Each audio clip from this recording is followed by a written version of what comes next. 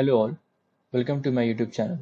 So today in this particular video, we're going to be talking about the BERT implementation using simple transformer library. So we're going to be doing a simple sentimental analysis using BERT. So for implementation of BERT, we're going to be doing with simple transformer library. So this simple transformer library is just a wrapper over the transformer library which was developed by a Hugging Face. So it just acts like a built up over the transformer library. So it uses a PyTorch at the back end. So with this kind of efficiencies provided by the transformer library by the Hugging Face, so it uses all those kind of efficiencies in here. So all those packages which was incorporated in that Hugging Face library, which is nothing but transformer library. So it uses all kind of those packages over here also.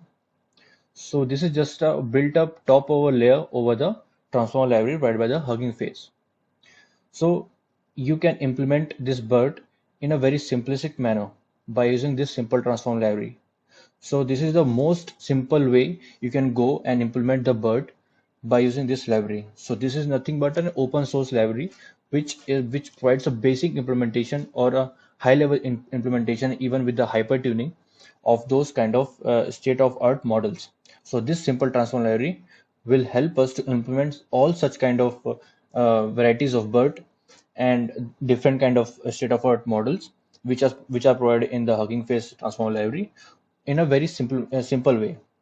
So this simple transformer library will be very handful for us to understand and to implement BERT in a very easy way. So let's just start and let's see how does this will help us to implement the BERT using simple transformer library. So for this we'll first install simple transformer. So I will just do a simple pip command. So it will now install a simple transformer library. So it got stalled, and now we'll import some basic libraries such as pandas. And from sklearn we're going to be using a train test split function, and we're going to be using a metrics from the sklearn like F1 score and accuracy scores.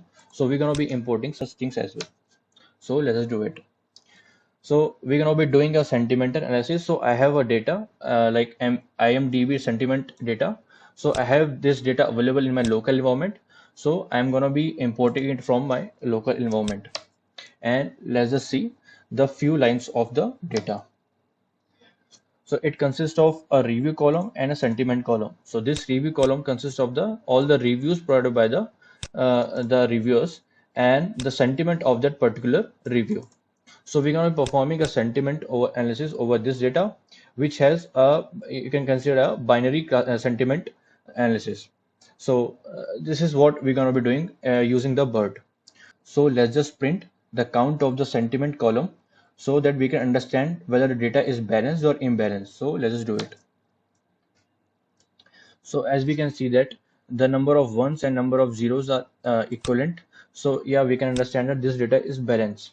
But for if the data is imbalanced, you have to perform the balancing of the data as well. So now we'll divide the data into dependent and independent data sets. So yes, we're going to be doing it. So this X variable consists of all the reviews column, and this Y variable consists of all the sentiments. So now we'll split the data set into test and train, and we're going to be doing with 80 and 20% rule. So let's just do it. And now the main important functions come into play, which we're going to be using from directly from the simple transformers. So we're going to be importing a classification model function and classification arg function from the simple transformer library. So let's just do it. So this classification model is used for the implementation when you are going to perform implementation of a binary class. And if you are doing a multi-class classification, then you have to use a multi-classification model. So for these kind of information, you can go into their site, which is nothing but simpletransformer.ai, and you can find each and every thing documented over there. So this is what you can see, and you can check it over there, and you can get to know the each and everything in a detail. So they have explained in a very well manner, so you can go and explore this their site as well. So this classification args function help us to give the different kind of hyperparameters.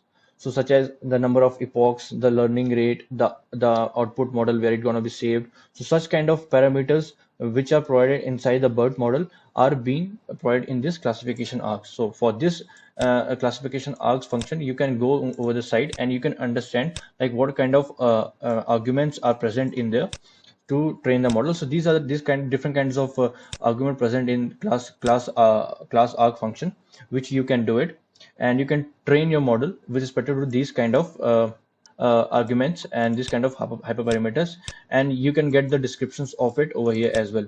So you can just go and explore it over there in the site, and you can understand the basic information what they have provided, and you can use it for your training of the data.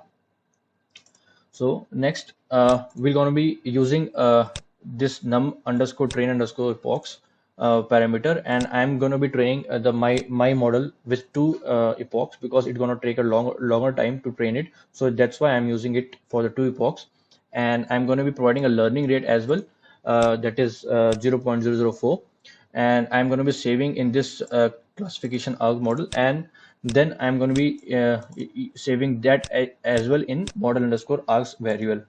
So right now I'm using these two parameters, but although you can use different parameters which are provided here, and you can train it upon that, but the default parameter which are available directly in this function are this output directory, cache directory, and all these kind of default parameters are available, and but I am using over only the two parameters.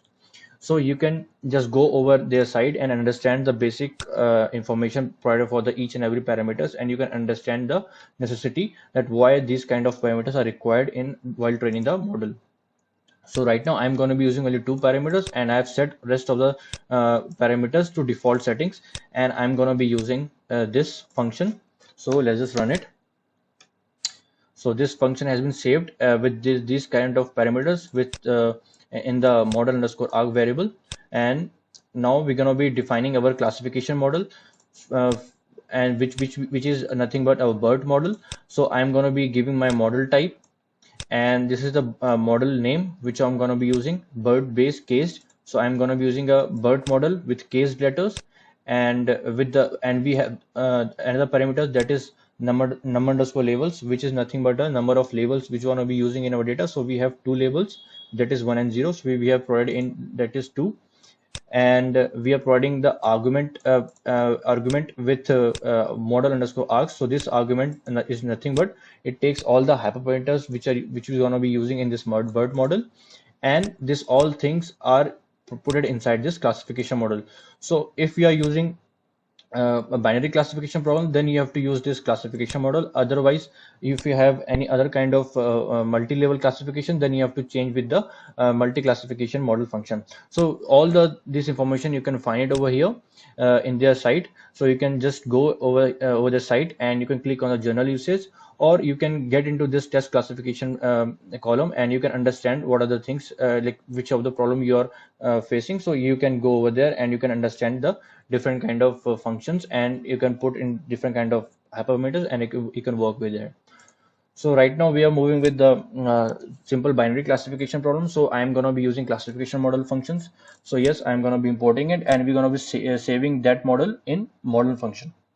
So my whole of the BERT model going to be downloaded right now and going to be saved in the model variable.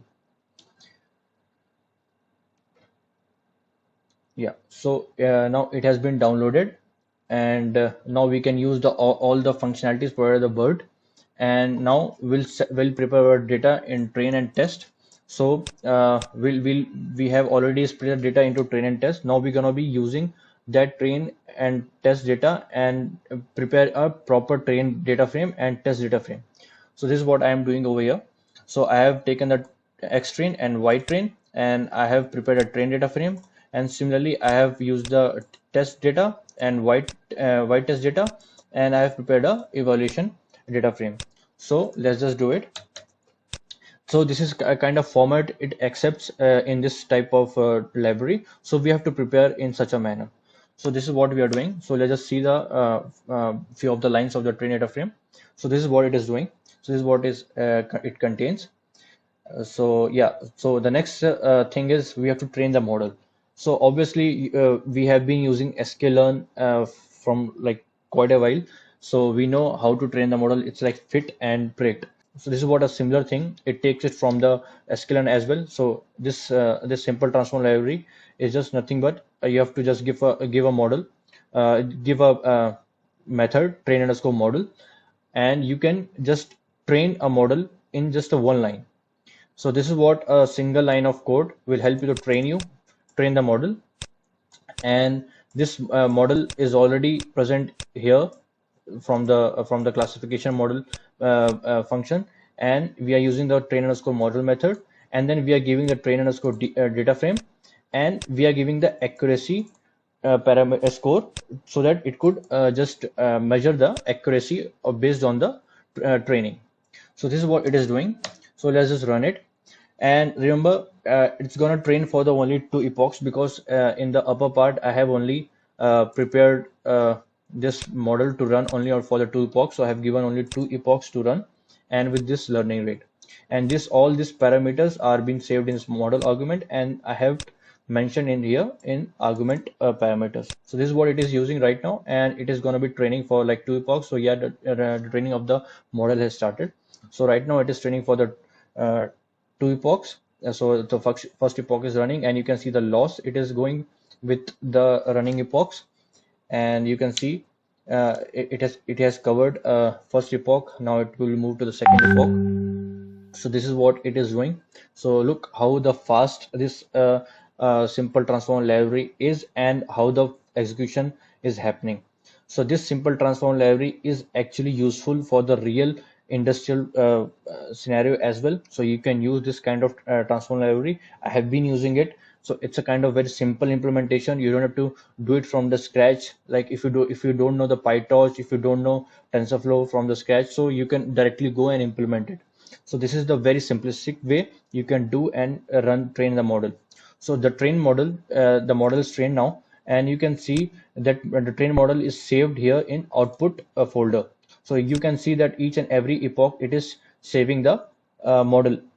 So from here you can just go and check the model configurations, and you can check the model where it has been saved. So .pbt file it must be saving. So you can go and just learn it, just rerun it if you want to retrain it. So this is what it has done. So the model is trained now. So the next is evaluation of model. So for the evaluation of model consists of eval underscore model method. So you're gonna be giving this function, and inside that function you're gonna be providing eval underscore data frame with the accuracy score. So now this function will return three things, which is result, model underscore output, and wrong predictions. So this result is nothing but it will show the evaluation result, the false positive, false negative accuracy of the model, and all the evaluation statistics is going to be printing. And this model output will print the probabilities of that particular labels. And this wrong prediction will tell you that what are the inputs which have got wrong predicted. So this is what the evaluation model will help us to check the model performance. So let's just run it, and let's just print the few of the returning variables. So let's just print the result. So the result will showcase all kind of the evaluation results. So it is showing that the accuracy is 90%, evaluation loss is this, false negative is 12, false positive are 3. So this is all what it is printing in terms of evaluation of the model. So it has printed all these things. Now the next part is the most obvious part, is the prediction of the model. So here we're going to be giving a sentence, and we're going to be getting the sentiment of the particular sentence. So let's just see how does this function works. So this model has print method. So we're going to be giving the xtest values, and it's going to be outputting the two things. So this is nothing but a preds and the model underscore output. So this pred consists of the labels provided by this after prediction of the model, and this output is nothing but the probabilities are provided. So this is what it is doing, and now we'll run this. So we're going to be checking that the what is the output created by this test data. So this is what it gives. So these are the labels which are provided by the after prediction of the model. So this is what this model does, and this is how the simple transformer library works. And this is the simplest way you can go and implement the BERT. And even we can test with the our own sentence. So let's just check how does this model works when we give our own sentence. So let's just see. So we're gonna be using this predict function, and we're gonna be giving our own sentence. So suppose the sentence is the food is good, so it should now return the label as 1 because this is a positive sentiment. So let's just run it and just check what the function is returning now. So as you can see that this function is returning the label as 1, and it is returning the probabilities of that particular sentiment. So this is 0 sentiment and this is the 1 sentiment. So this is a negative sentiment, this is a positive sentiment. So this is the because the positive sentiment probability is more, so that's why it is returning 1. So this is what it is doing, and this is how the simple transformer library works. I think it's a very simple way to implement a BERT instead of just going it from the scratch and doing it from the scratch using Python, using PyTorch and a TensorFlow from the scratch and building all those kind of classes and functions regularly. And you can do it as well, but that makes the things very complex if you don't know the from the basics of the PyTorch and other kinds of frameworks. So this is the way you can work, and you can use this library in competitions as well. So you can get a better accuracy over there, and the performance will be always be high. So although you can do this, and this there are many things to be done over here, the hyperparameter tuning and everything. So you can go over their sites and you can understand the hyperparameter, how the hyperparameter tuning is working. And you can just check over here, and you can just go and understand like what the how the hyperparameter automation is being done. So this is the column where you can find everything regarding the hyperparameter optimization. So you can go and refer this site, and you can just work with them. So I think this video was informative, and hope you find this content helpful.